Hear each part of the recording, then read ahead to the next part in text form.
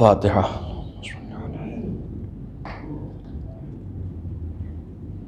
بسم الله الرحمن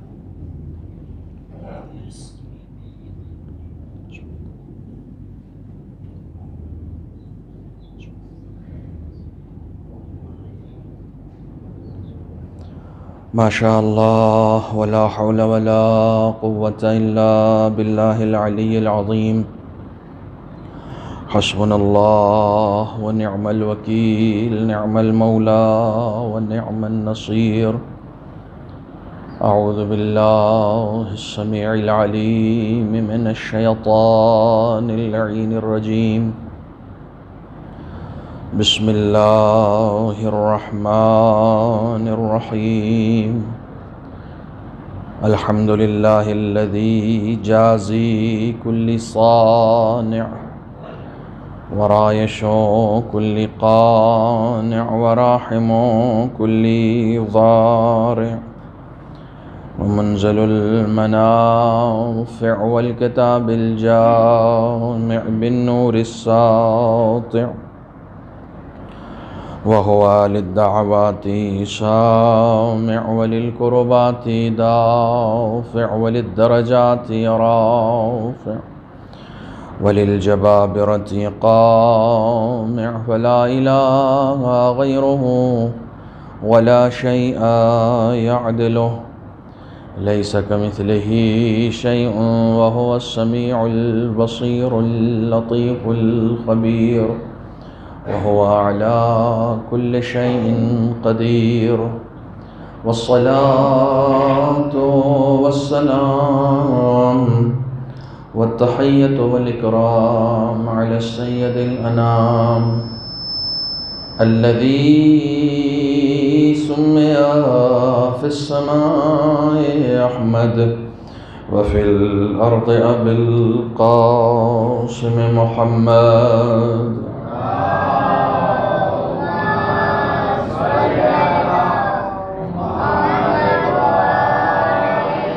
وعلى أهل بيته الطيبين الطاهرين المعصومين المظلومين الذين أذهب الله عنهم الرجس وطهرهم تطهيرا.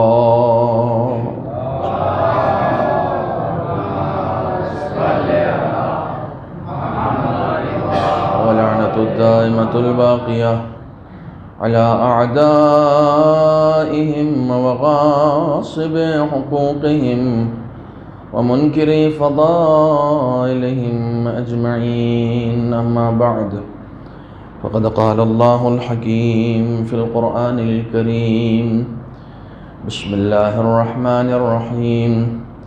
يا أيها الذين آمنوا ادخلوا في السلم كافة ولا تتبعوا خطوات الشيطان إنه لكم عدو مبين.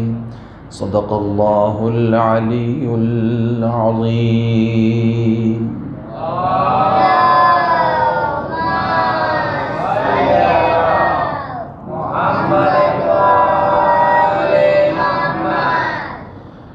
التماس ہے ایک مرتبہ سورہ حمد اور 3 مرتبہ سورہ توحید کی تلاوت فرما کر مرحومہ دولت بانو بنت جیوراج بھائی وسایا اور کنیز بانو بنت شعبان علی داودانی کی روح کو اشارہ فرمائیں۔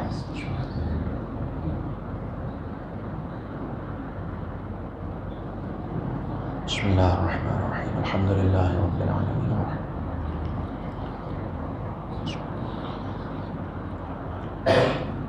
بسم اللہ الرحمن الرحیم. قل هو اللہ احد. قل هو اللہ احد. قل هو اللہ احد.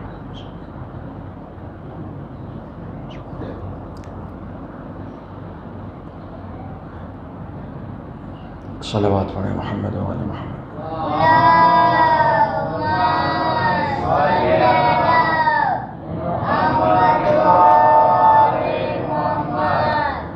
برادران عزیز،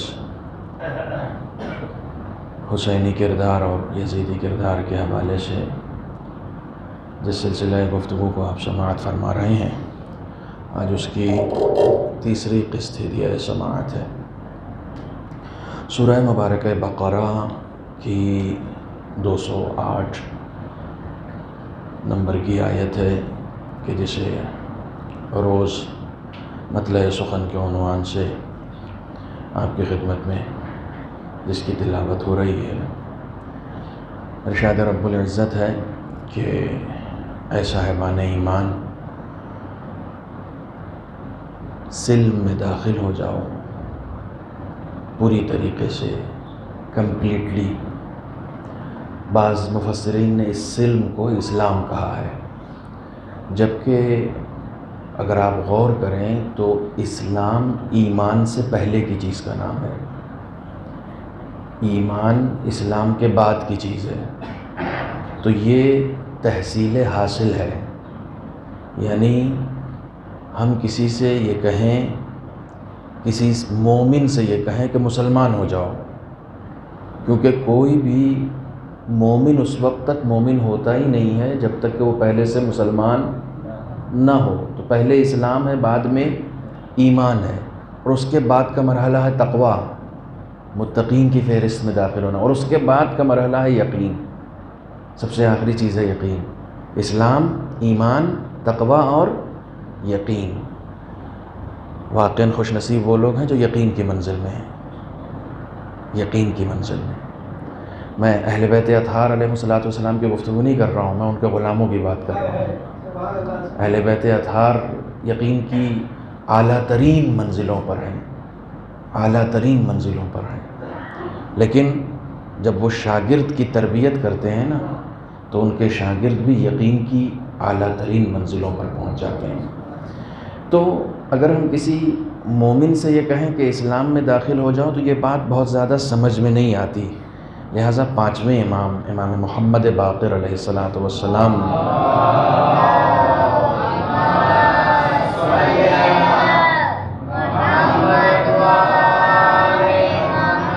اس آیہ کریمہ کی تفسیر کے ذیل میں آپ نے فرمایا کہ یہ سلم ہماری محبت ہے، یہ سلم ہماری ولایت ہے۔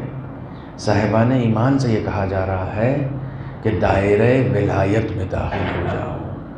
یہ بات سمجھ میں آتی ہے۔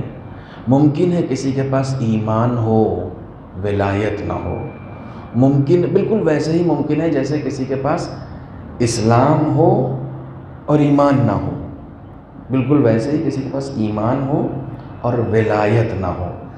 ولایت بہت اہم چیز ہے۔ دیکھیے، عام طور سے آپ اس وقت پوری دنیا میں ایک گروہ دیکھ رہے ہوں گے جو ولایت کے نام پر کھا رہا ہے، ولایت کے نام پہ قوم کو لوٹ رہا ہے۔ مجھے کہنے دیجئے، اس مائک کو سیٹ کر دیجئے تاکہ یہ مائک ڈسٹرب نہ کرے۔ میں نے سیٹ کرنے کہا تھا، خراب کرنے نہیں۔ محمد والی محمد باز برائے سلام اللہ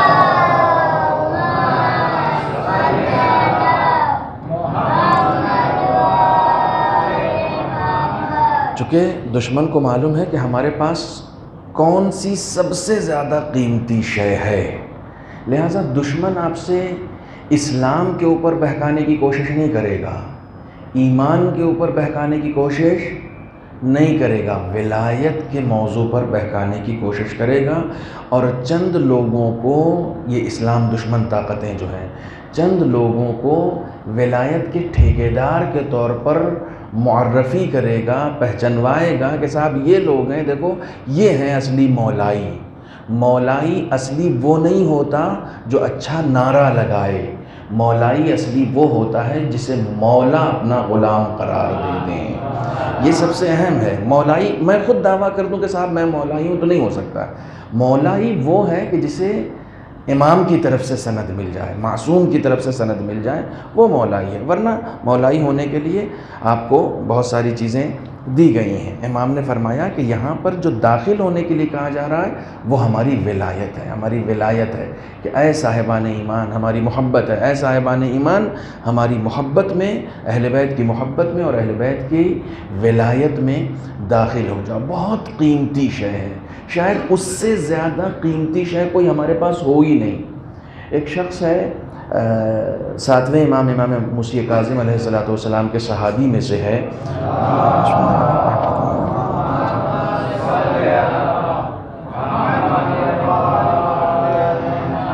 امام کی خدمت میں آتا ہے اور کہتا ہے کہ مولا میں فقیر ہوں، بڑی حالات جو ہیں بڑے خراب ہو گئے ہیں اس وقت لاک ڈاؤن کی وجہ سے، اور بڑی پریشانیوں کا سامنا کرنا پڑ رہا ہے، بڑا فقیر ہوں. تو مولا نے کہا تیری نگاہ میں اس وقت امیر کون ہے، یہ بتا کون ہے جو امیر ہے؟ تو کہا اس وقت تو ظاہر ہے ہارون رشید ہی پیسے والا آدمی ہے، حکومت اس کے پاس ہے، دولت اس کے پاس ہے، فوج اس کے پاس ہے، سب کچھ تو ہے، اس کے سونے اس کے پاس ہیں، تو اس وقت تو سب سے زیادہ دولت مند وہی ہے. تو کہا اچھا تو فرض کر کہ کسی دن تجھے ہارون اپنے دربار میں بلائے اور بلا کے تجھ سے کہے کہ جتنی دولت ہے میرے پاس وہ سب تم لے لو اور ہماری ولایت کا سودا کر لو، تو تم دے دو گے؟ کہا مولا تھوکتا ہوں ایسی دولت پر، وہ دولت لے کے کیا کروں گا جو ولایت دے کے ہو. کہا اب بتا اس کے پاس قیمتی دولت ہے یا تیرے پاس قیمتی دولت ہے؟ تو اپنے آپ کو فقیر کہہ رہا ہے، اصلی دولت تیرے پاس ہے.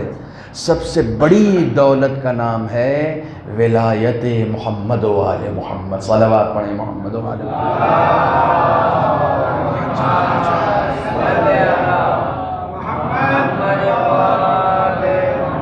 دوستو آپ نے مطلب جیسے کہا جاتا ہے کہ ولایت والوں سے خوب مجلسیں بھی سنی ہوں گی اور خوب انہوں نے نعرے بھی لگوائے ہوں گے اور خوب آپ کو برا بھلا بھی کہا ہوگا، اور نہ جانے وہ اب تو منبر پر آ کر نہ جانے کیسے کیسے الفاظ استعمال کیے جاتے ہیں، یعنی ہم لوگ استعمال بھی نہیں کر سکتے. وہ حلالی کے مقابلے میں جو آتا ہے اس طرح کے الفاظ لوگ منبر پر استعمال کرتے ہیں آ کر کہ صاحب وہ نعرہ لگائے گا اور فلاں نعرہ لگائے گا.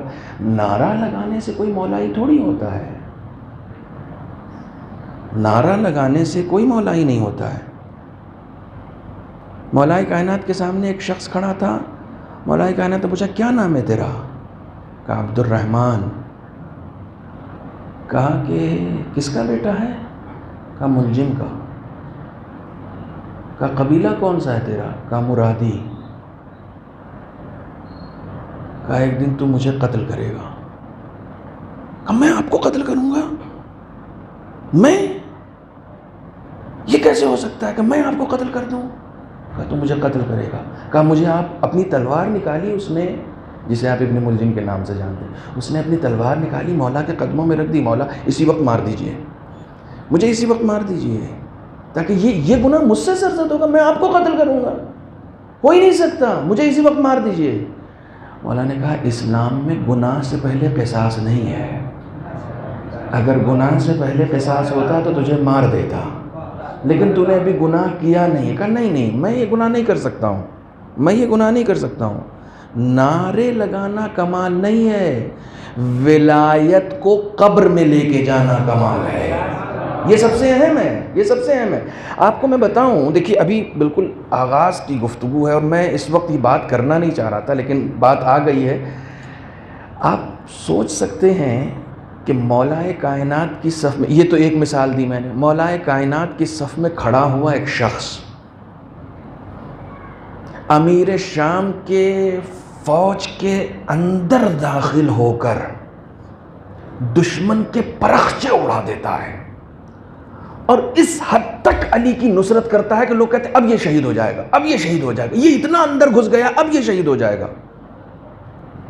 16 حج پیدل کیے، علی کی فوج میں اتنا لڑا کہ لوگوں نے کہا یہ شہید ہو جائے گا، اسے اپنی جان کی پرواہ نہیں ہے، یہ کیسا عاشق ہے، یہ شہید ہو جائے گا.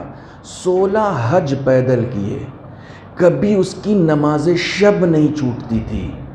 آپ جانتے ہیں اس کا نام جانتے ہیں؟ اس کا نام ہے شمر ابن ذیلجوشن، امام حسین کا قاتل ہے. یہ مولا کائنات کے پہلو میں رہ کے لڑا ہے، مولا کائنات کے ساتھ امیر شام سے لڑا ہے، نماز شب پڑھتا تھا، 16 حج اس نے پیدل کیے ہیں اور اس نے امام حسین کو قتل کیا ہے. باپ سے لڑا ہے، بیٹے کے ساتھ آ گیا.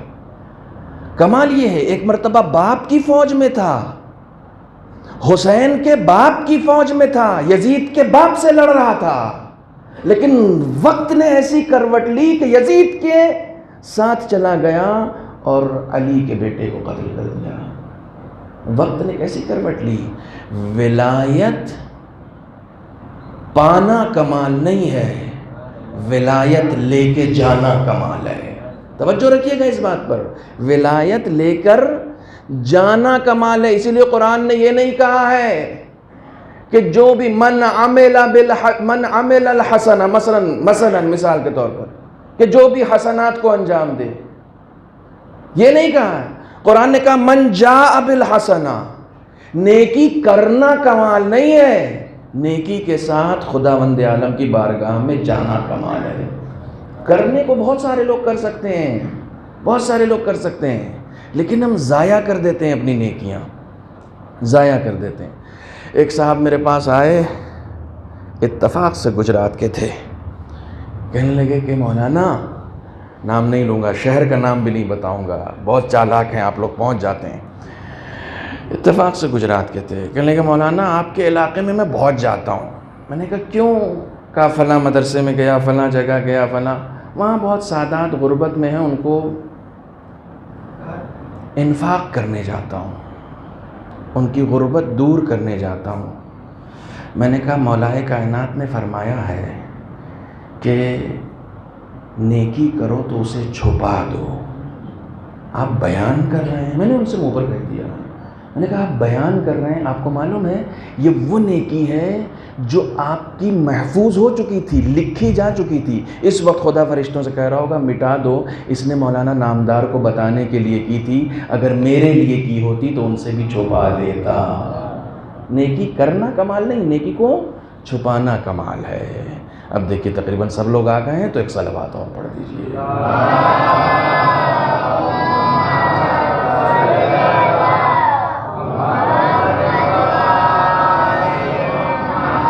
سب کو معلوم ہے کہ مجلس کا اول وقت جو ہے وہ 9:30 ہے، جیسے نماز کا اول وقت ہوتا ہے نا، ویسے مجلس کا بھی اول وقت ہے۔ ایسا تھوڑی ہے کہ آپ 9:45 بجے آئیں گے یا 10 بجے آئیں گے تو آپ کو مجلس نہیں مجلس مل جائے گی، لیکن پہلے کی 2 رکعت چھوٹ جائے گی اور بعد ہی کی 2 رکعت ملے گی۔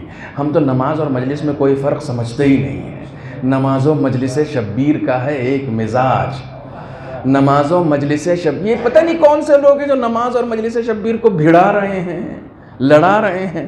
نماز و مجلس شبیر کا ہے ایک مزاج، ہو قرب حق کا ارادہ تو آؤ مجلس میں۔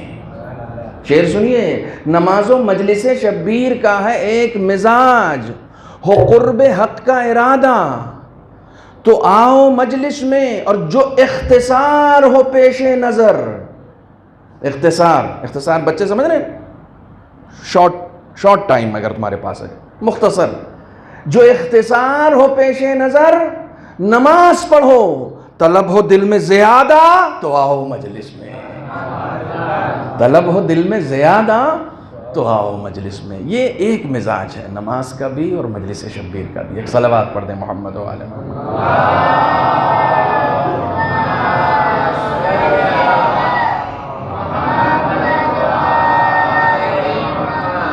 یہ وہ ولایت ہے کہ جو وہب قلبی کے پاس پہنچ گئی تھی، اور وہب قلبی نے اس ولایت کو سمجھ لیا۔ یہ وہ ولایت ہے جو زہیرقین کے پاس پہنچ گئی تھی۔ آپ کو بتاؤں کہ زہیرقین عثمانی مذہب ہے، عثمانی مذہب ہے، یعنی زہیرقین ان لوگوں میں جو علی کو چوتھا خلیفہ مانتا ہے۔ میں بالکل صاف صاف بتاؤں آپ سے، زہیرقین جو کربلا کے معرکے میں سب سے نامور شہید ہے، وہ علی کو چوتھا خلیفہ مانتا ہے۔ یہ عثمانی مذہب ہے۔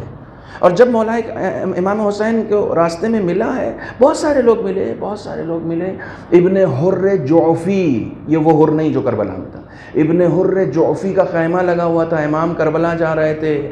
دیکھیے یہ سب باتیں اس وقت آ گئی ہیں، اس لیے میں عرض کر رہا ہوں۔ خیمہ لگا ہوا تھا، امام نے پوچھا یہ کس کا خیمہ ہے؟ کہا مولا ابن حر کا۔ کہا جاؤ جلدی، قاصد کو بھیجا، جلدی جاؤ ابن حر کو بلاؤ، ابن حر نے خط لکھا تھا، ابن حر ہمارے لوگوں میں سے، بلا کر لے کر آؤ۔ ولایت کو محفوظ رکھنا آسان نہیں ہے۔ قاصد آیا، سنو غور سے سنو، قاصد آیا کہ میں امام حسین کی طرف سے آیا ہوں۔ ابن حر نے کہا مولا نے بھیجا ہے؟ کہا ہاں۔ کہا کہ بھیجا نہیں، یہ بلایا ہے، بلائے چلو میں ابھی ذرا سا سفر پہ جا رہا ہوں تو واپسی میں مل لیں گے. کہا مولا کربلا جا رہے ہیں، واپسی کی کوئی راہ نہیں ہے، بلایا ہے. مولا سے کہنا میں انشاءاللہ ان سے خط و کتابت کے ذریعے سے بات کر لوں گا. قاصد آیا، قاصد نے آگے کہہ دیا منع کر رہا ہے، وہ آنے سے منع کر رہا ہے. امام حسین نے کہا ابن حر نے منع کر دیا، نہیں آ رہا ہے. امام خود آئے. دعوے داری کر کے آپ سوچو کہ بچ جاؤ گے تو نہیں ہوگا. امام آپ کے گھر تک حجت تمام کرنے آئیں گے. امام خود آئے. ابن حر مولا، ہاتھ چوم رہا ہے، پیر چوم رہا ہے، اپنی جگہ بٹھا رہا ہے جہاں امام حسین جہاں خود بیٹھتا تھا خیمے میں، جو اس کی مسند تھی وہاں لا کے، اور دو زانو ہو کے اور ادب کے ساتھ، اور ہاتھ پیر چوم رہا ہے. مولا کو یہ چومنا چاٹنا نہیں چاہیے، اس کی ضرورت نہیں ہے. مولا کا حکم مانو. یہ تلوار لیجیے آپ، یہ تلوار میں فلاں جگہ سے لے کر آیا تھا، اور ایسی کاٹ ہے اس کی کہ جو کسی کے اوپر پڑ گئی تو وہ بس بچا نہیں ہے. میرا گھوڑا لے جائیے، میری تلوار لے جائیے. امام نے قرآن مجید کی آیت پڑھی. ظاہراً آیت یہ تھی لن يتخذ المضلین عضدا، کہ ہم گمراہوں کو اپنا قوت بازو نہیں بناتے. تم کیا سمجھ رہے ہو؟ تمہاری تلوار کی ضرورت ہے، میں تمہارے گھوڑے کی ضرورت ہے؟ میں تمہارے لیے آیا ہوں، تمہیں نہیں جانا مت جاؤ. تم سوچ رہے ہو میری راہ میں کچھ خرچ کر دو گے اور میری راہ پر نہیں چلو گے تو نجات پا جاؤ گے؟ نہیں ہو سکتا ہے. خرچ کرنے سے نجات نہیں ہوتی ہے، میری راہ پہ چلنا پڑتا ہے. حسینی کردار اختیار کرنا پڑتا ہے. جب تک اختیار نہیں کرو گے اس وقت تک نجات نہیں ملے گی. چلو میرے ساتھ، چلو میرے ساتھ. محبت کا تقاضا یہ ہے کہ میری پیروی کرو. محبت کا تقاضا یہ ہے. تعریف کرنے سے کچھ نہیں ہوگا. مجھے یاد ہے علی گڑھ یونیورسٹی میں میں نے ایک روایت پڑھی تھی، اور وہ روایت اتنی بابرکت تھی صاحب کہ اس کی کلپ بنی اور وہ کلپ اتنا گھومی. مجھے ابھی اس کی وہ روایت اس وقت یاد آ گئی. اتنی گھومی وہ کلپ کہ کم سے کم 100 مرتبہ تو لوگوں نے میرے پاس بھیج دی کہ صاحب یہ آپ ہی کی ہے نا. وہ تھوڑا سا کافی پہلے کی ہے، اس میں ذرا سا جوان بھی ہوں میں، کہ امام محمد باقر علیہ السلام کی روایت میں نے پیش کی تھی کہ جس میں ایک شخص آتا ہے اور آنے کے بعد امام کی خوب تعریف کرتا ہے. امام مسجد سے نکل رہے ہیں، گھر کی طرف جا رہے ہیں. مولا آپ یہ، آپ وہ، آپ کے جد وہ جن کے در پہ ستارہ اترا، اور صاحب آپ کے جد نے در خیبر اکھاڑا، اور خوب تعریف، خوب تعریف. مولا کی طرف سے کوئی ریئیکشن نہیں، کوئی رپلائی نہیں، کچھ بھی نہیں. نو کمنٹ، نو لائک، نو شیئر. آج کی زبان میں کچھ بھی نہیں. مولا گھر پہنچ گئے، گھر کے اندر ایک قدم داخل کر دیا. سامنے والے نے کہا مولا مسجد سے لے کے گھر تک آ گیا، آپ کی تعریف کرتے کرتے. کوئی رپلائی نہیں دے رہے ہیں آپ، کوئی ریئیکشن نہیں ہو رہا ہے. مولا نے کہا کہ اگر ہم اتنے ہی اچھے ہیں تو صرف تعریف مت کرو، ہماری پیروی کرو. ہماری پیروی کرو، ہماری پیروی، ہماری اتباع. ہماری خدا نے ہمیں اس دنیا میں بھیجا ہی اس لیے ہے تاکہ لوگوں کو ہم سکھا سکیں کہ اس کی اطاعت کیسے کی جاتی ہے. میرے استاد کا بہت مشہور جملہ ہے، وہ ہمیشہ کہتے ہیں، یہ جملہ یاد رکھنا پالیتانہ والوں، کہ وہ کہتے تھے کہ اہل بیت کے جو کرم اس دنیا پر ہیں، ان کرموں میں سے، ان احسانوں میں سے، ان منتوں میں سے ایک احسان اہل بیت کا یہ ہے کہ وہ خدا کے سامنے اس بات کے لیے راضی ہو گئے کہ انسانی پیکر میں لوگوں کے درمیان جائیں گے. وہ اس بات کے لیے تیار ہو گئے، وہ اس بات کے لیے تیار ہو گئے کہ وہ انسانی پیکر میں آئیں گے. اللہ اکبر. یہ احسان ہے اہل بیت کا، یہ احسان ہے. لہٰذا اس ولایت کی حفاظت کیجیے، اس ولایت کی حفاظت کیجیے. دشمن آپ سے یہی ولایت چھیننا چاہ رہا ہے. جو اس ولایت کے اوپر گفتگو ہو رہی ہے نا، اسی ولایت کو دشمن آپ سے چھیننا چاہ رہا ہے. اور کمال یہ ہے ولایت کے نام پہ چھیننا چاہ رہا ہے. وہ یہ سوچ رہا ہے کہ بس انہیں مست کر دو، مگن کر دو، تاکہ یہ عمل سے پیچھے ہٹ جائیں. مولائی عمل سے کبھی پیچھے نہیں ہٹتا ہے. مولائی کبھی عمل صرف زبانی تھوڑی ہے کہ ہاں زبان سے کہہ دیا کافی ہے، عمل سے کبھی پیچھے نہیں ہٹنا. یہ وہ ولایت ہے کہ جس میں صاحبان ایمان کو داخل ہونے کے لیے کہا جا رہا ہے. وہی داخل ہو سکتا ہے جو شیطان سے بچا رہے. وہی داخل. وَلَا تَتَّبِعُوا خُطُوَاتِ الشَّيْطَانِ. اس ولایت میں تم اسی وقت داخل ہو سکتے ہو جب تم شیطان کی آہٹوں سے آشنا رہو. تم سمجھ جاؤ کہ یہ شیطان ہے. تم سمجھ جاؤ. آپ ہماری جو بنیادیں ہیں، ہماری جو جڑیں ہیں، مجھے تعجب ہوتا ہے کیسے ان جڑوں کے اوپر سوال اٹھایا جاتا ہے. مرجعیت، مرجعیت، یہ ہماری جڑیں ہیں، یہ ہماری شناخت ہے، ہماری پہچان ہے. دیکھو شیطان کی آہٹ سے ہمیشہ الرٹ رہنا. ذرا سا بھی اگر تم اس کے جال میں پھنس گئے تو ولایت کا سودا ہو جائے گا. اسی ولایت کا سودا ہو جائے گا. میں نام نہیں لوں گا، بغیر نام لیے پڑھوں گا.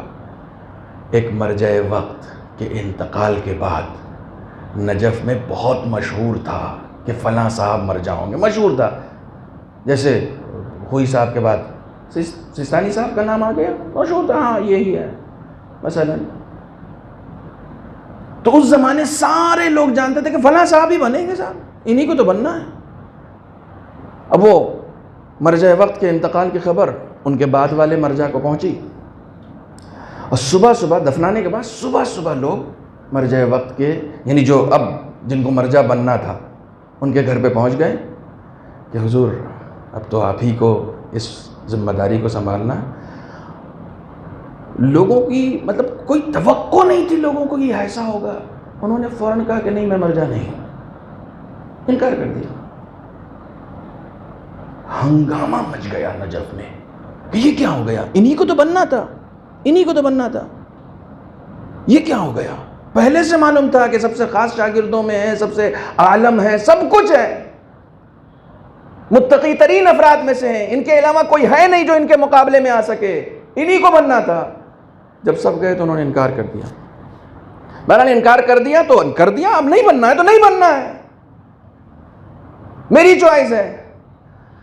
مدتوں گزر جانے کے بعد ان کے شاگردوں نے پوچھا کہ ہوا کیا تھا یہ بتاؤ، منع کیوں کیا؟ کہا جب مرجع وقت کے انتقال کی خبر ملی تو دل میں ایک سرور آ گیا کہ اب تو میں بنوں گا. پھر جا کے مولائے کائنات سے معافی مانگی، کہا آقا شیطان حلول کر گیا تھا، اب میں مرجع بننے کے لائق نہیں ہوں، کیونکہ میں خوش ہو گیا تھا اس بات پر کہ اب میں مرجع بن رہا ہوں. میں خدا کے لیے مرجع بن رہا ہوں یا اپنی خوشی کے لیے؟ اللہ اکبر. یہ وہ لوگ ہیں جو خطوات شیطان سے واقف ہیں، اس کی ذرا سی بھی آہٹ کو محسوس کر لیتے ہیں. اگر بن بھی جاتے ہیں نا تو کوئی گناہ نہیں ہوتا، ٹھیک ہے اس کے لیے توبہ، لیکن نہیں تیار ہوئے. سائنن لنفسہ حافظاً لدین، یہ ہے تقویٰ. جب تک نہیں ہوگا تب تک مرجعیت کیسی؟ تقویٰ نفس کے لیے نہیں کرتے یہ لوگ. ان کا مولا وہ ہے جو خدا سے نفس کا سودا کر چکا ہے. صلوات پڑھیں محمد و آل محمد.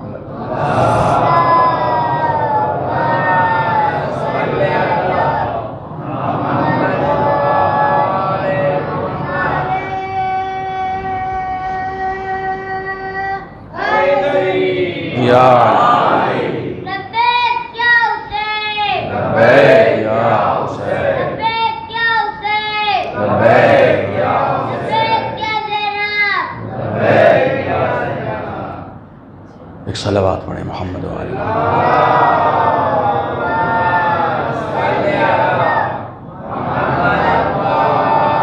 چنانچہ اب یہ باتیں چونکہ تفصیلی ہو گئیں اور مجھے اتنا زیادہ تفصیل میں نہیں جانا تھا، لیکن بہرحال بات چونکہ آتی گئی اور پھر میں خود کو روک نہیں سکا. ولایت کی حفاظت، یہ کون سی ولایت ہے؟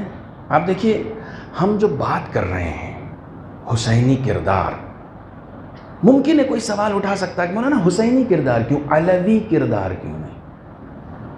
ہے نا، ہو سکتا ہے آپ سوال اٹھائیں کہ مثلا اور بھی بہت سارے کیریکٹرز ہیں ہمارے پاس، لیکن آپ فوکس جو کر رہے ہیں نا وہ حسینی کردار پر. دیکھیے جب ہم حسینی کردار کی بات کر رہے ہیں نا تو چونکہ ہم اپنے لیے کر رہے ہیں، اپنے لیے کر رہے ہیں.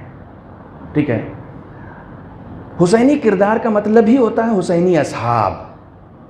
حسین نے کچھ نمونے پیش کیے ہیں کہ دیکھو یہ ہیں میرے پاس نمونے. حسین کے جو نمونے ہیں نا وہ صرف حسین ہی کے ہیں اور کسی کے پاس نہیں ہیں. کیریکٹرز کے اصحاب میں جو نمونے ہیں وہ حسین کے پاس اتنے اسٹرانگ ہیں کہ خود حسین نے سند دی ہے کہ جیسے مجھے ملے ہیں ویسے کسی کو ملے ہی نہیں ہیں, ویسے کسی کو نہیں ملے ہیں.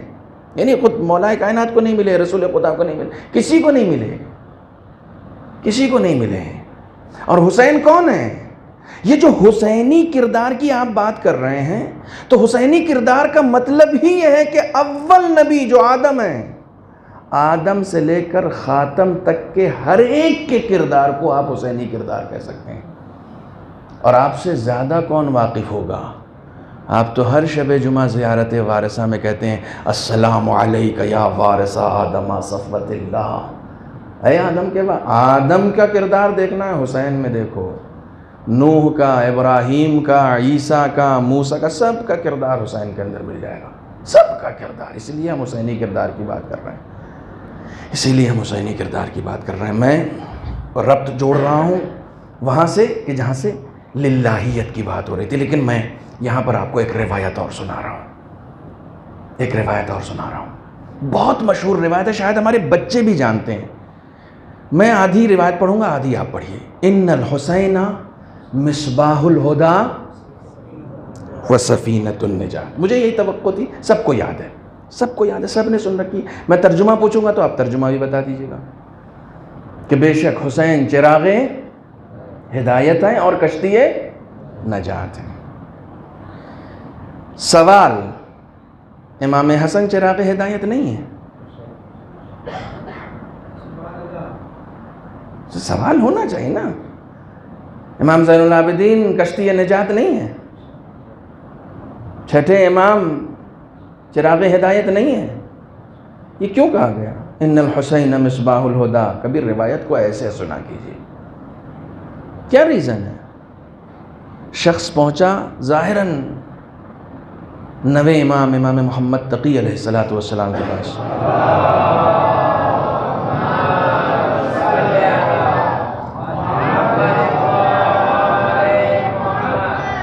کہ آقا یہ جو رسول خدا نے فرمایا ہے, اب یہ بھی بتاؤں گا کہ یہ رسول خدا نے کہاں سے فرمایا ہے. یہ جو رسول خدا نے فرمایا ہے کہ ان الحسین مصباح الہدی, تو کیا آپ چراغ ہدایت نہیں ہیں؟ یہ سوال جو میں نے آپ کے سامنے کیا نا, یہ سوال مولوی سے نہیں ہوا تھا, مولا سے ہوا تھا. ٹھیک ہے, مولا سے یہ سوال ہو چکا ہے. تو امام نے فرمایا بے شک نحنو مصابیح الہدی, ہم سب کے سب چراغ ہدایت ہیں. وَنَحْنُ سُفَنُ النَّجَاتِ, ہم سب کے سب نجات کی کشتیاں ہیں. اللہ اکبر. لیکن اس کے بعد کا جملہ سنیے, وَلَكِنْ سَفِينَةُ الْحُسَيْنِ أَسْرَعُ وَأَوْسَعُ. ہم سب نجات کی کشتی ہیں, کوئی بھی ہم میں سے کسی کا بھی دامن تھامے گا تو اسے نجات مل جائے گی. لیکن حسین کی جو کشتی ہے اس کا دائرہ بہت وسیع ہے اور وہ جلدی منزل مقصود تک پہنچا دیتی ہے. یہ امام کا قول ہے. اوسع و اسرع. دیکھیے خدا کی قسم, خطیبوں کی خطیبانہ سخن ترازی میں علم نہیں ہوتا ہے, امام کے اقوال میں علم ہوتا ہے. وَلَكِنَّ سَفِينَةُ الْحُسَيْنِ اوسع و اسرع. وسیع ہے, وسیع ہے, حر کو بھی بٹھا لیتی ہے. وسیع ہونے کا مطلب یہ ہے حر کو بھی بٹھا لیتی ہے, زہیر کو بھی بٹھا لیتی ہے, وہب کو بھی بٹھا لیتی ہے. وَأَسْرَى, اتنی جلدی منزل مقصود تک پہنچا دیتی ہے کہ پوری زندگی عیسائی رہنے والے وہب کو پتہ بھی نہیں چلتا کہ پوری زندگی عیسائیت میں گزری تھی. 1 منٹ میں جہنم سے نکل کے جنت پر آ جاتا ہے. صلوات پڑھیں محمد و آل محمد پر.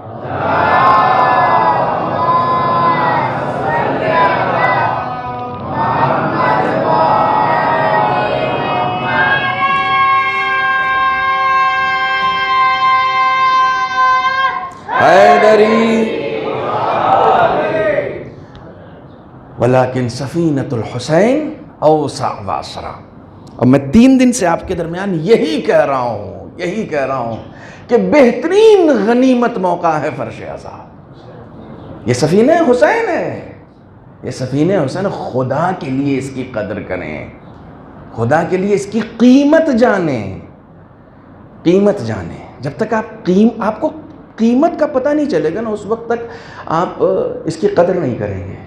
ہم قدر ہی اس کی کرتے ہیں جس کی ہم قیمت جانتے ہیں. اس کی قیمت سمجھیں، یہ کتنا قیمتی ہے. رسول خدا کے پاس ایک شخص آیا، کہنے لگا قرآن مجید میں یہ جو زمین و آسمان کی خلقت کا تذکرہ ہے، آپ قرآن مجید پڑھیں، جہاں جہاں بھی قرآن مجید میں زمین و آسمان کی خلقت کا تذکرہ ہے وہاں آیت ہے کہ مثلا هو الذی خلق السماوات والارض. میری طرف متوجہ رہیے گا. وہ خدا وہ ہے جس نے آسمانوں کو، فالو کیجئے گا، آسمانوں کو، آسمان نہیں ہے بلکہ آسمانوں کو اور زمینوں کو نہیں، یہی تو میں بتانا چاہ رہا ہوں. والارض، سماوات پلورل، سما سنگولر، سما واحد اور سماوات جمع. ٹھیک ہے، میں تھوڑا سا رک رک کے بول رہا ہوں تاکہ جو تھوڑا سا جن کو ہندی کم سمجھ میں آتی ہے نا وہ بھی سمجھ جائیں. سما واحد ہے، سنگولر ہے، اور سماوات جمع ہے. ارض واحد ہے. جہاں جہاں قرآن میں زمین و آسمان کی خلقت کا تذکرہ آیا وہاں یہ آیا وہ خدا وہ ہے جس نے آسمانوں کو پیدا کیا اور زمین کو پیدا کیا. سوال کرنے والے نے یہ کہا کہ زمین کے لیے واحد کیوں اور آسمان کے لیے جمع کیوں؟ فالو کر رہے ہیں؟ آسمان کے لیے پلورل کیوں؟ تو رسول خدا نے فرمایا زمین ایک ہے. میں ریسرچ کرنے والے سائنسدانوں کو دعوت دے رہا ہوں، آسمان 7 ہیں. رسول خدا نے فرمایا کہ آسمان 7 ہیں، زمین ایک ہے، اس لیے زمین کے لیے واحد آیا ہے اور آسمان کے لیے. کہا یا رسول اللہ آپ نے 7 آسمان کی سیر کی ہے؟ کہا ہاں ہم نے 7 آسمان کی سیر کی ہے. کہا آپ کہاں کہاں گئے؟ یہ زمین جو ہے، یہ خود زمین کہاں پر ہے؟ یہ زمین جو ہے وہ یہ زمین کہاں پر ہے؟ کہا دیکھو یہ زمین جو ہے نا، اصل کیا ہے؟ اصل ہے آسمان اول. ٹھیک ہے، یہ زمین جو ہے، یہ زمین جس پر ہم اور تم رہتے ہیں، توجہ فرمائیے گا، میری طرف متوجہ رہیے گا. یہ زمین جس پہ ہم اور آپ رہتے ہیں کہ جس کا 2/3 حصہ صرف پانی ہے نا، 1/3 حصہ خشکی ہے. رسول خدا نے فرمایا، اس نے پوچھا کہ یا رسول اللہ یہ زمین کتنی بڑی ہے؟ یہ زمین جس پہ ہم رہتے ہیں کتنی بڑی ہے؟ تو رسول خدا نے کہا یہ زمین آسمان اول پہ رکھی ہوئی ہے. خود یہ زمین کہاں رکھی ہوئی ہے؟ آسمان اول پہ. تو کہا کچھ نہ کچھ تو جگہ لے رکھی ہوگی اس نے. کہاں جگہ بھی لے، مثلا میں آپ سے کہوں کہ یہ مائک مسجد میں رکھا ہوا ہے نا، تو کتنی سی جگہ لی ہے اس نے؟ آپ دیکھ لیں، یہ نیچے کا پائیدان جو کتنا سا، اتنی سی جگہ لی ہوئی. یہ مائک ہے، یہ موبائل ہے، اس کا اسٹینڈ ہے، اس نے بھی جگہ لے رکھی ہے. یہ بچے ہیں، جو آدمی جہاں پر بھی رہے گا کچھ نہ کچھ تو جگہ لے گا نا. پوچھنے والے نے پوچھا کہ یہ زمین اس نے کتنی سی جگہ لے کے رکھی ہوئی ہے؟ رسول خدا نے انگوٹھی اتاری. کہا اس انگوٹھی کو اگر میں عرب کی سرزمین پہ کہیں رکھ دوں گا، کہیں بھی، تو کتنی سی جگہ لے گی؟ کہا یا رسول اللہ یہ کتنی سی جگہ لے گی؟ یہ تو گھر میں کہیں رکھ دو تو بھول جائیں گے، آپ گم ہو جائے گی، یہ تو کچھ جگہ ہی نہیں ہوئی. کہا یہ زمین آسمان اول پہ اتنی ہی سی جگہ لیے ہوئی ہے جتنی یہ انگوٹھی سرزمین جزیرت العرب پر. غور کر رہے ہیں؟ اللہ اکبر. پہچانیے عظمت کس کی مجلس میں بیٹھے میں. ابھی آگے چلیے. یہ زمین آسمان اول پر اتنی ہی سی جگہ لیے ہوئی ہے جتنی سی یہ انگوٹھی سرزمین جزیرت العرب پہ. کہا پھر آسمان اول کہاں ہے؟ کہا آسمان اول اس زمین سمیت آسمان دوم کی گود میں ہے. اب آسمان دوم کتنا بڑا ہوگا؟ کہا آسمان اول آسمان دوم کی گود میں اتنی ہی سی جگہ لیے ہوا ہے جتنی یہ انگوٹھی سرزمین جزیرت العرب. اب رسول آگے بڑھتے گئے، میں سب تھوڑی سناؤں گا. کہا آسمان سوم آسمان چہارم پہ جگہ کتنی ہے؟ اتنی سی. آسمان چہارم آسمان پنجم پہ، آسمان پنجم آسمان ششم پہ، آسمان ششم آسمان ہفتم پہ. کہا لیکن آپ تو عرش الہی تک گئے ہیں. سوال کرنے والا بھی تو وہ دیکھیں یہ رسول کو سوال کرنے والا بھی اچھا ملا ہے. مولا کائنات جیسا نہیں ملا ہے کہ میرے سر پہ کتنے بال ہیں. کہا آپ تو عرش الہی تک گئے ہیں. تو رسول نے کہا یہ ساتوں آسمان اور زمین عرش پہ ہیں. یہ ساتوں آسمان اور زمین عرش الہی پر ہیں اور اتنی ہی سی جگہ لیے ہوئے ہیں جتنی یہ انگوٹھی. اللہ اکبر. رسول کہاں تک گئے ہیں؟ جتنی یہ انگوٹھی سرزمین جزیرت العرب پر. تو پوچھنے والا پوچھتا ہے آپ عرش پہ گئے تھے. عرش یعنی سب سے اونچی جگہ جہاں ساتوں آسمان رہتے ہیں، جہاں زمین رہتی ہے، اور بہت تھوڑی سی جگہ ان لوگوں نے لے رکھی ہے. کہا یا رسول اللہ آپ عرش پر گئے تو آپ نے دیکھا کیا؟ کہا عرش کے ایک طرف تھوڑی سی جگہ میں یہ ساتوں آسمان اور زمین رکھے ہوئے تھے، اور دوسری جانب لکھا ہوا تھا ان الحسین مصباح الہدی و سفینۃ النجات. یہ ہے فضیلت حسین.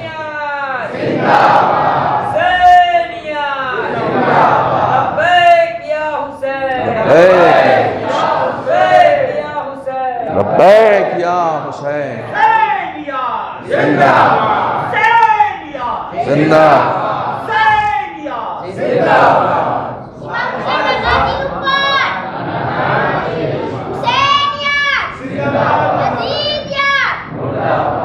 پتہ نہیں کیوں لوگ حیران ہوتے ہیں.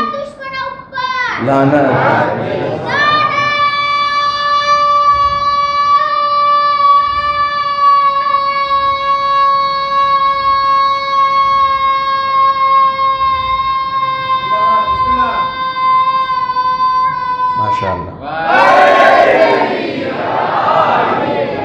خدا سلامت رکھے ان معصوم بچوں. خدا ان کے عقیدوں کی حفاظت کرے. خدا ان کی عقیدتوں اور محبتوں کی جو اہل بیت سے ہے اس کی حفاظت فرمائے. لوگ پتہ نہیں کیوں امام حسین حیران ہوتے ہیں. جبرائیل جھولا جھولا. ارے جبرائیل کی کیا حیثیت ہے؟ جبرائیل کی کیا حیثیت ہے؟ عرش الہی پر ایک طرف لکھا ہوا ہے. اچھا لکھا کس نے ہے؟ لکھا کس نے ہے؟ ظاہر سی بات ہے جب بھی کوئی چیز بنتی ہے نا، جب بھی کوئی چیز بنتی ہے، آپ نے دیوار بنائی تو یہاں دیوار پہ کیا لکھا ہے؟ جب دیوار بنائی تھی نا تبھی سوچا تھا کیا لکھیں. جس کے پاس جو سب سے اچھا آرٹ ہوتا ہے وہی لکھتا ہے. خدا نے عرش بنایا تو اس سے اچھا کوئی آرٹ اسے نظر نہیں آیا کہ یہاں حسین کا نام لکھا رہے.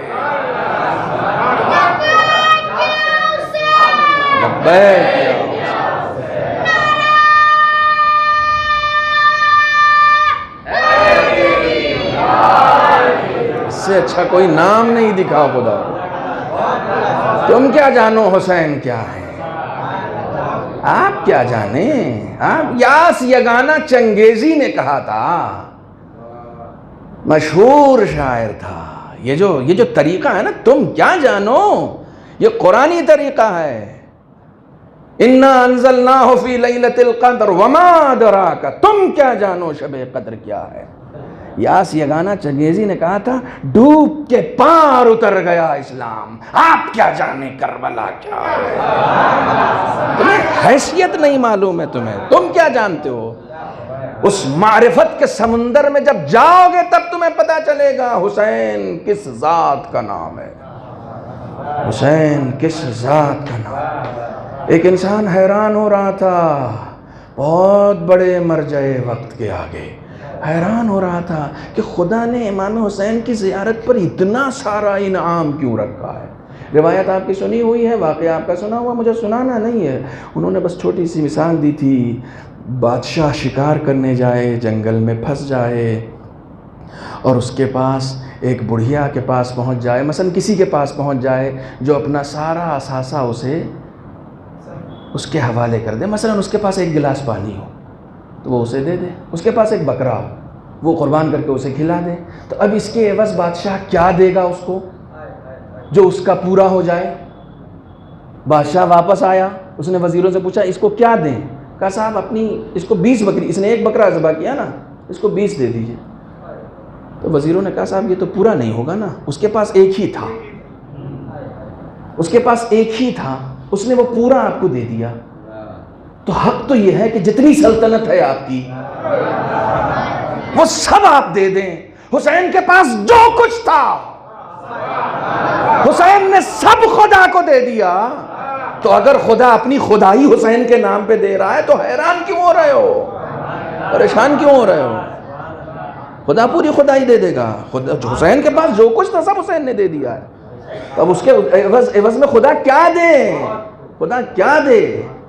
یہ عزاداروں کو جو اتنی اجرت مل رہی ہے, میں اب کیا بتاؤں. دیکھیے کبھی کبھی ہوتا ہے کہ مجلس پڑھوائی جاتی ہے. ایک شخص ہے ایران میں, اب اس کا مقبرہ جو ہے نا دعا کی قبولیت کی جگہ بن گیا ہے. اور آپ کو بتاؤں اپنے علاقے کا چھٹا ہوا بدماش تھا وہ. نام ہے اس کا رسول ترک. آپ لوگ جائیے گا قم میں اس کی قبر ہے, کسی سے بھی پوچھیے گا رسول ترک کی قبر کہاں ہے, ٹھیک ہے, نام ہی تھا اس کا. سال بھر بدماشی کرتا تھا, سال بھر بدماشی کرتا تھا. سن لو حسین کیا ہے, سن لو حسین کیا ہے. سال بھر بدماشی کرتا تھا, چینا جھپٹی لوگ اس کے نام سے کانپتے تھے. ارے بھیا یہ رسول ترک, نام سے کانپتے تھے. 10 دن چھوڑ دیتا تھا, 10 دن بدماشی نہیں کرتا تھا, مجلسوں میں آتا تھا. میں یہ واقعہ صرف اس لیے سنا رہا ہوں کہ تم کیا ہو یہ مت سوچنا, تم کہاں ہو بس یہ سوچنا. تم کیا ہو یہ ذہن میں مت لانا, تم کہاں ہو بس یہ ذہن میں لانا. سال بھر بدماشی کرتا تھا, 10 دن نہیں کرتا تھا, یعنی اپنا سب کچھ چھوڑ دیتا تھا, ساری چیزیں چھوڑ دیتا تھا. بہت مشہور واقعہ. پہلی محرم کو مجلس میں آ کے بیٹھ گیا اپنے محلے کی. جیسے ہی آ کے بیٹھا جماعت والوں نے جو پرمکھ لوگ تھے آپس میں چینی گوئیاں کرنے لگے. ان کی وجہ سے بڑی مصیبت ہو جاتی ہے, لوگ آنا نہیں چاہتے کہ یہ آپ ان کو انجمن سے نکالتے کیوں نہیں ہیں, یہ کیوں آتے ہیں مجلس میں, ان کو ایسے لوگوں کو حسین نہیں قبول کرتے ہیں, ایسے لوگوں کی عزاداری نہیں چاہیے ہوتی ہے. سوری ٹو سے کسی کے اوپر کمنٹ مت کیا کرو, کسی کے اوپر کمنٹ مت کیا کرو. تم کسی کے دل کا حال نہیں جانتے ہو, پتہ نہیں کون کب توبہ کر کے آ جائے, کچھ پتہ نہیں ہے نا, کچھ پتہ نہیں ہے, کچھ پتہ نہیں ہے. غیبتیں حرام کیوں ہیں؟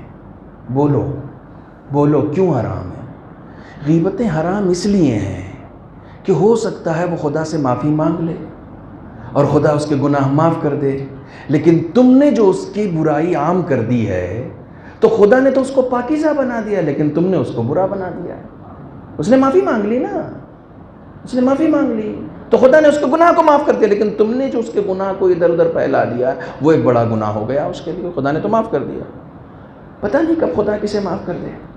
اور کوئی اگر حسین کا وسیلہ لے کر جائے گا تو کیسے نہیں معاف کرے گا؟ وسیلہ مضبوط ہونا چاہیے. آپس میں صدر اور نائب صدر اور سیکریٹری سب بات کرنے لگے تو کسی کی ہمت نہیں ہو رہی تھی جا کے خود سے کہے کہ بھیا آپ نہ آئیے. تو ایک نوجوان کو بھیجا, وہ نوجوان گیا, جا کے جھک کے اب کہا ان سے کہ آپ نے یہاں نہ بیٹھیے, آپ جائیے, آپ یہاں سے جائیے, آپ ہماری مجلس کی شوبھا کو خراب کر رہے ہیں, جائیے.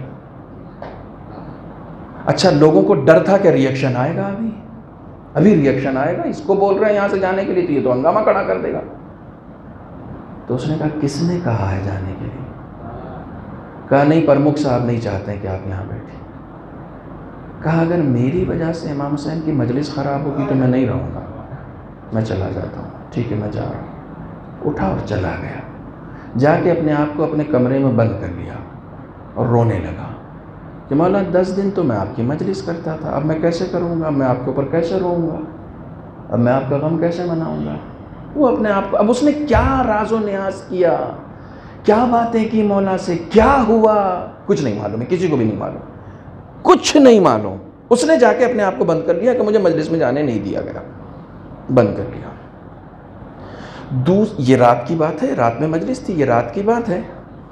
دوسرے دن صبح بعض لوگ کہتے ہیں کہ شاید رات میں ہی, بعض لوگ کہتے ہیں نہیں, نماز صبح کے فوراً بعد پوری جماعت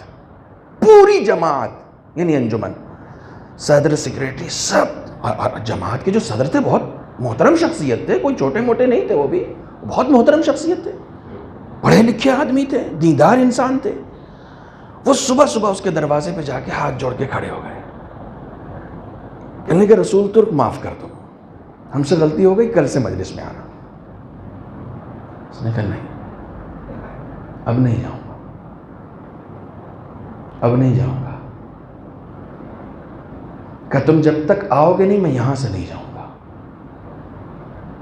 کہا دیکھو میں اتنا تو سمجھتا ہوں, بدماش ہوں, برا ہوں, سب ہوں, لیکن اتنا تو سمجھتا ہوں کہ رات میں بھگانے والا صبح کبھی میرے دروازے پر بلانے نہیں آ سکتا. راز کیا ہے وہ راز مجھے بتاؤ. جب تک مجھے راز نہیں بتاؤ گا میں جاؤں گا نہیں. کیا ہوا ہے؟ اب اس نے کیا ایگریمنٹ کیا امام حسین کے ساتھ, کس کو کیا معلوم؟ اس نے کیا کیا کس کو کیا معلوم؟ کسی کو نہیں معلوم. کہا نہیں مجھے بتاؤ کیا ہوا. کہا نہیں. اب وہ بتانا نہیں چاہ رہے تھے. واقعہ ایسا تھا کہ واقعی بتانے کے لائق نہیں تھا, واقعی نہیں تھا, لیکن نقل کیا گیا ہے. واقعہ ایسا تھا. انہوں نے کہا نہیں بس تم آ جاؤ, تم چھوڑو, اب تم آ جاؤ, ہمیں معاف کر دو, ہم سے غلطی ہو گئی. کہا نہیں میں آؤں گا نہیں جب تک راز نہیں بتاؤ گے. وہ راز کیا ہے؟ کہا مجلس ہماری تو ہو گئی. اب انہوں نے راز بتایا. مجلس تو ہماری ہو گئی. مجلس کے بعد میں نے دیکھا کہ میں کربلا میں ہوں, صدر, انجمن کے صدر, جن کے آرڈر سے اس کو بھگایا گیا تھا, شخصیت تھے وہ بھی. میں نے دیکھا کہ میں کربلا میں ہوں, ایک طرف یزیدی ہیں اور ایک طرف حسینی, ایک طرف امام حسین کا خیمہ ہے. تو میں نے کہا ارے میں کربلا آ گیا, میں امام حسین کی نصرت کرنے والا ہوں. تو میں نے کہا کنفرم کیا کہ یہ امام حسین کا خیمہ یہی ہے نا؟ کہاں یہی ہے. کسی نے بتایا مجھ سے کہ ہاں یہی ہے. تو میں بھاگا ہوا گیا. میں جیسے امام حسین کے خیمے کے قریب جا رہا تھا, دیکھا ایک کتا, یہ واقعہ ہے, یہ خواب ہے, دیکھا ایک کتا اس خیمے کے ارد گرد ٹہل رہا ہے اور مجھے خیمے میں جانے نہیں دے رہا ہے, مجھے خیمے میں نہیں جانے دے رہا. جب میں قریب جاتا ہوں تو میرے پاس آ کے بھونکتا ہے اور جھپٹتا ہے, مجھے قریب نہیں جانے دے. میں نے کہا میں امام حسین کا ناصر ہوں, مجھے مدد کرنی, مجھے جانے دو, لیکن وہ جانے نہیں دیتا. کہنے لگے اسی خواب کے عالم میں جب میں اس کتے کے قریب گیا ہوں تو وہ ایکچول میں تھا تو کتے کی شکل میں, لیکن اس کی صورت میں مجھے تمہاری صورت نظر آئی ہے. رسول ترک سے کہا اس کتے کی صورت میں اگر یہ واقعہ نقل نہیں ہوتا, یعنی سرٹن نہیں ہوتا, یہ حقیقت نہیں ہوتی, تو میں کبھی ممبر پہ بیان نہیں کرتا, میں کبھی ممبر پہ بیان نہیں کرتا. اکثر بزرگ علماء نے اسے نقل کیا, سب نے نقل کیا, مشہور واقعہ. کہ میں نے اس کتے کی شکل میں تمہاری شکل دیکھی ہے. تو میں نے کہا یہ تو اپنا رسول ترک ہے, یہ امام حسین کا نگہبان بنا ہوا ہے. یہ اور بات ہے کہ کس جانور کی شکل میں. تو یہ مسکرایا, بہت گنہگار تھا نا, یہ مسکرایا. کہا میرے مولا نے مجھے کتے کی شکل میں ہی قبول کر لیا, اپنا سگ بنا لیا, مجھے اپنا سگ بنا لیا. یعنی انہوں نے اس بات کی رضایت کر دی, چونکہ وہ جب وہاں سے نکل رہا تھا امام باڑے سے, تو وہ یہ کہتا ہوا نکل رہا تھا کہ مولا میں ایک عزادار نہیں ہوں, لیکن آپ کے دروازے کا کتا تو ہوں نا, میں آپ کے دروازے کا سگے درے حسین تو ہوں. مجھے کیوں نکال دیا؟ میں کم سے کم کسی غیر کو آنے تو نہیں دیتا, مجھے ایک سگ کی شکل میں قبول کر لیتے. تو ہنسنے لگا.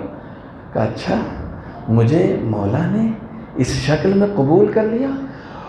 اس کو جاننے والے بتاتے ہیں کہ اس واقعے کے بعد کبھی رسول ترک کی نماز شب نہیں چھوٹی. توبہ, کبھی نماز شب نہیں چھوٹی.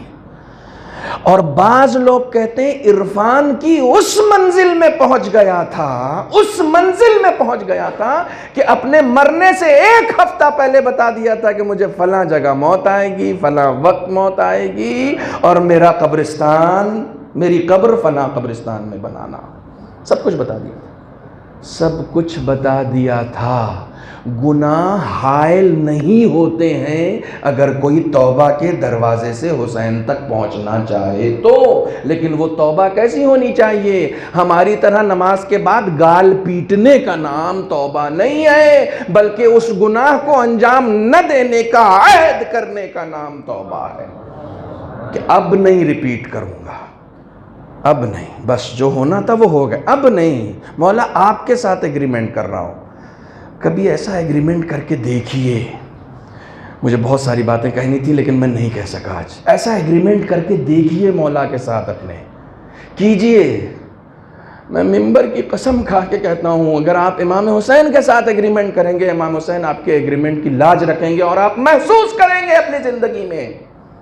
آیت اللہ جوادی معمولی کہتے ہیں کہ کوئی اگر اپنے مولا سے عہد و پیمان کرتا ہے تو گناہ اگر کبھی اس سے سرزد بھی ہو جاتے ہیں تو وہ محسوس کرتا ہے کہ اس گناہ کی وجہ سے کتنی اذیت میں ہے، کتنی اذیت میں ہے. اس اذیت کو محسوس کرنے لگتا ہے وہ، یہ مجھ سے کیسے ہو گیا، یہ میں کیسے کر سکتا ہوں. میں نے تو امام حسین کے ساتھ عہد باندھا تھا نا، میں نے ختم کر دی مجلس، میں نے ختم کر دی. ایگریمنٹ کرنے والا کون ہے اس سے کوئی فرق نہیں پڑتا. اللہ اکبر، کہاں لے آیا میں مجلس کو. ایگریمنٹ کرنے والا کون ہے، کیا ہے، اس سے کوئی فرق نہیں پڑتا کس سے ایگریمنٹ کر رہا ہے، کس سے عہد و پیمان کر رہا ہے. تہران میں ایک عیسائی ہے، عیسائی، سن لو، مجلس ختم کر دی میں نے.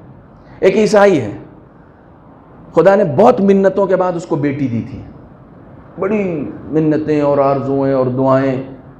عیسائی، جب 11 یا 12 سال کی بیٹی ہوئی تو اسے برین ٹیومر ہو گیا. تہران کے سارے بڑے سے بڑے ہاسپٹلز میں اس کا علاج کرایا، کئی اس کے آپریشن ہوئے، اور آخری آپریشن میں ڈاکٹروں نے کہا کہ بس یہ آپریشن ہے، اس کے بعد ہم بتا دیں گے آپ کی بیٹی بچے گی نہیں بچے گی. تو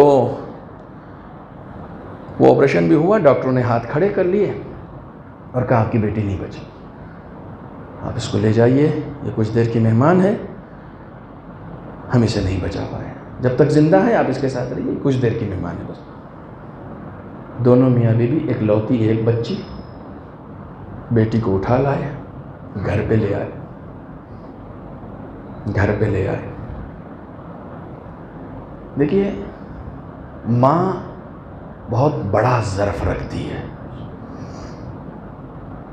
کئی مرتبہ ایسا ہوتا ہے کہ بچے کا رونا ماں تو جھیل لیتی ہے، باپ نہیں جھیل پاتا ہے. باپ چلا جاتا ہے گھر سے باہر، اس کو چپ کراؤ، مجھ سے اس کا درد نہیں دیکھا جاتا. ماں کا ظرف بہت بڑا ہوتا ہے اس معاملے میں. باپ چلا گیا، اس سے بیٹی دیکھی نہیں جا رہی تھی، بستر پہ کرا رہی ہے، تکلیف میں ہے، اذیت میں ہے، مرنے والی ہے. تو اس نے اپنی بیوی سے کہا کہ میں اپنی بیٹی کو مرتا ہوا نہیں دیکھ سکتا، میں جا رہا ہوں، میں تھوڑی دیر بعد آؤں گا. گھر سے باہر چلا گیا، تہران کی گلیوں میں ٹہلنے لگا، سڑکوں پہ ٹہلتے ٹہلتے اس نے دیکھا کہیں سے یا حسین کی آواز آ رہی. عیسائی ہے. میرا یہ سب پڑھنے کا آج ارادہ نہیں تھا، پتہ نہیں کہاں سے آج ایک لے میں گفتگو ہوتی چلی جا رہی. یا حسین، رک گیا، اسی دروازے پر رک گیا. تو ایک ضعیف العمر دروازے کے پاس بیٹھے ہوئے تھے، کہنے لگے اندر مجلس ہو رہی ہے، تم باہر کھڑے ہوئے ہو، مسلمان نہیں ہو کیا؟ تو رو تو رہا تھا وہ، نہیں میں مسلمان نہیں ہوں. تو انہوں نے اس سے ایکسکیوز کیا، مجھے معاف کرو، میں سمجھا شاید مسلمان. کہا میں عیسائی ہوں. کہا اچھا حسین کو جانتے ہو؟ ہمارے ہندوستان کا ہندو حسین کو جانتا ہے، ایران کا عیسائی حسین کو نہیں جانے گا. کہا کیوں نہیں، حسین کو کون نہیں جانتا؟ کہا حسین کے عباس کو جانتے ہو؟ کہا وہ جو امام حسین کے بھائی تھے؟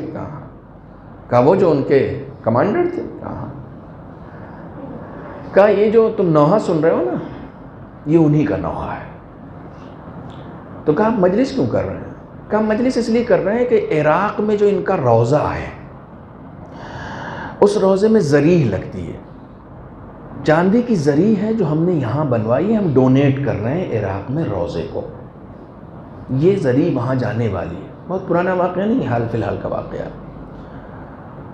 کہ یہ زریح وہاں جانے والی ہے، اب اس کی لوگ رخصتی کر رہے ہیں تو نوحہ پڑھ رہے ہیں۔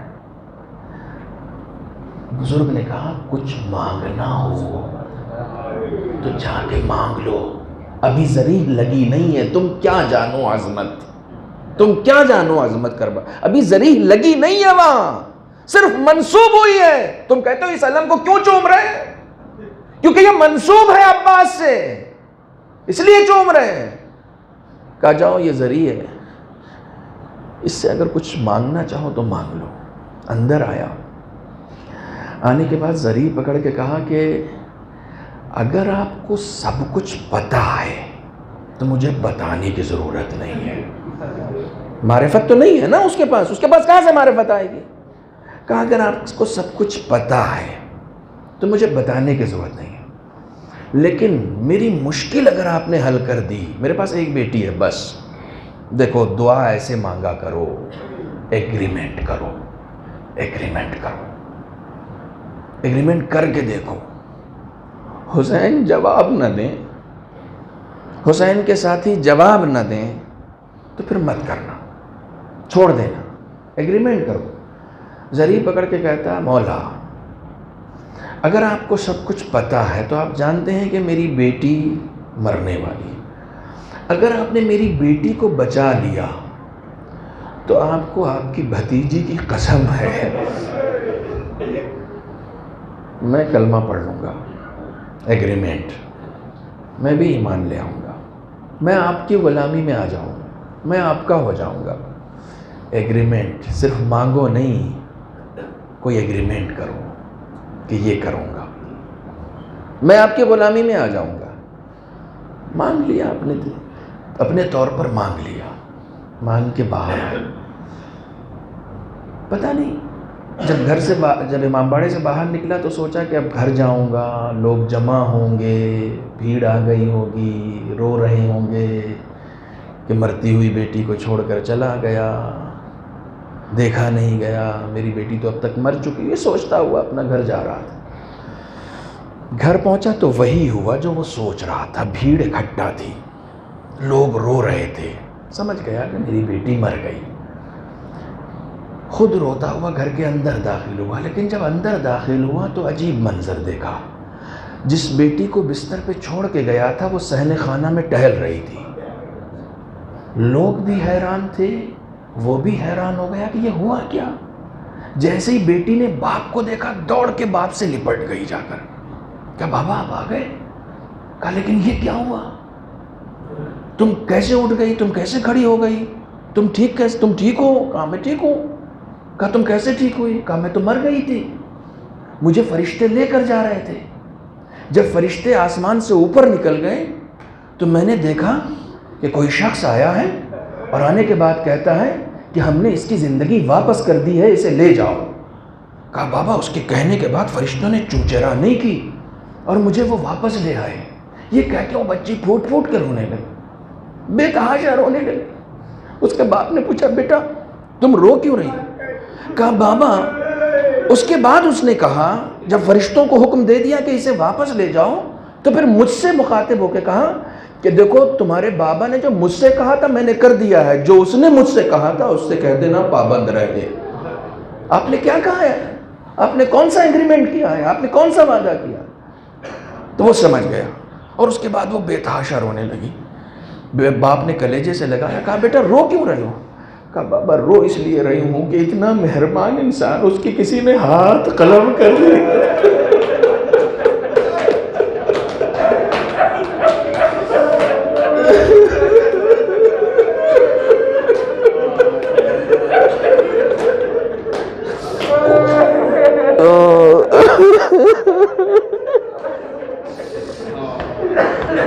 بابا اتنے کرم کرنے والے کے ہاتھ کس نے قلم کر دیے، اتنے احسان کرنے والے کے ہاتھ کس نے قلم کر دیے؟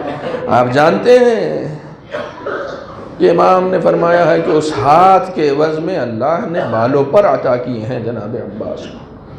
کسی نے ہاتھ قلم کر دیے. ایک بیٹی کی جان بچانے والے نے حسین کی بیٹی کے لیے ہاتھ قلم کروا دیے, حسین کے مقصد کے لیے ہاتھ قلم کروا دیے. سن لیجئے مصائب کا ایک چھوٹا سا ٹکڑا, بس سن لیجئے. آپ رو چکے ہیں, اب گنجائش نہیں ہے. جس وقت امام حسین نے کہا نا, جناب عباس نے امام حسین سے کہا کہ آقا اب اجازت دے دیجئے, تو امام حسین نے کہا کہ تم لشکر کے سردار ہو, تمہیں کیسے اجازت دے دیں. تو یہ جملہ 3 مرتبہ جناب عباس سن چکے تھے, کچھ کہا نہیں تھا. تیسری مرتبہ کہا آقا اب لشکر میں کون بچا جس کا میں سردار ہوں, اب تو کوئی ہے بھی نہیں, اب تو اجازت دے دی. امام نے کہا وہ خیمہ دیکھ رہے ہو, جاؤ اس خیمے پر ایک نظر ڈالاؤ. جناب عباس آئے. وہ خیمہ تھا کہ عام طور سے عرب جب کہیں رکتے تھے تو ایک خیمہ ایسا بھی بناتے تھے جس میں اضافی سامان رکھا جائے, جو سامان یوز لیس ہے, جس کا کوئی کام نہیں ہے. اس خیمے کی طرف امام حسین نے اشارہ کیا, جاؤ اس خیمے کو دیکھ لو. اب اس خیمے میں جب گئے ہیں, منظر سنو, اس خیمے میں جب گئے ہیں 7 محرم سے پانی ختم ہو چکا ہے یہاں, تو سارے مشکیزیں اکٹھا کر کے اسی خیمے میں رکھ دیے گئے. جناب عباس نے جیسے ہی پردہ ہٹایا, کیا دیکھتے ہیں چھوٹے چھوٹے بچے ہیں, وہاں جہاں مشکیزیں رکھے ہیں نا, ان مشکیزوں کو ہٹا کے زمین میں جو نم جگہ تھی, جو جگہ نم ہو گئی تھی, اس نم جگہ پر بچے سینے کے بل لیٹ گئے تھے کہ پیاس کی شدت کچھ کم ہو جائے. جیسے ہی جناب عباس کو آتا ہوا دیکھا, حسین کی 4 سالہ بچی دوڑ کر جا کے قدموں سے لپٹ جاتی ہے. جناب عباس مشکیزہ طلب کرتے ہیں, مشکیزہ لیتے ہیں. اب ادھر مشکیزے کا لینا تھا اور گھر سے باہر, خیمے سے باہر نکلنا تھا, کہ تاریخ نے نقل کیا ہے کہ یہ بچی ایک طرف مشکیزہ دیتی ہے اور دوسری طرف چھوٹے چھوٹے کوزے اٹھا کے بچوں میں تقسیم کرنا شروع کر دیتی ہے کہ بچوں گھبراؤ نہیں, میرا چچا پانی لینے جا رہا ہے, تھوڑی دیر میں پانی. لیکن جس وقت امام حسین خالی علم واپس لے کر آئے ہیں, یہی 4 سالہ بچی دوڑ کر گئی ہے اور کہتی ہے بابا میں پانی طلب نہ کروں گی, میرے چچا کو. لعنت اللہ علی القوم الظالمین وسيعلم الذین ظلموا أي منقلب ينقلبون. بسم اللہ الرحمن الرحیم. اللهم كل وليك الحجة ابن الحسن صلواتك عليه وعلى آبائه في هذه الساعة وفي كل ساعة, وليا وحافظا وقائدا وناصرا ودليلا وعينا, حتى تسكنه أرضك طوعا وتمتعه فيها طويلا.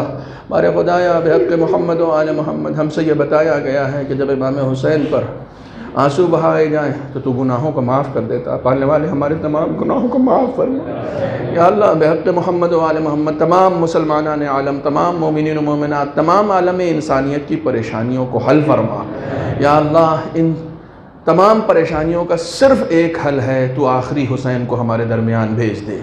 بارہ بحق محمد و آل محمد ہم سب کو حج و زیارات سے مشرف فرما. پالنے والے ہماری تمام حاجات شرعیہ کو قبول فرما. دین فہمی کا شعور بیدار فرما. دین پر عمل پیرا ہونے کی توفیق عنایت فرما. معبود بحق محمد و آل محمد تمام علماء کرام, مراجع عظام, بالخصوص حضرت آیت اللہ خامنئی, حضرت آیت اللہ سیستانی کو طول عمر عطا فرما. معبود بحق محمد و آل محمد منتقم خون حسینی سلطان زماں حضرت امام عصر کے ظہور میں تعجیل فرما. تمام بیماروں کو بحق بیمار کربلا شفائے کاملہ عطا فرما. بالخصوص کیا نام تھا ان کا,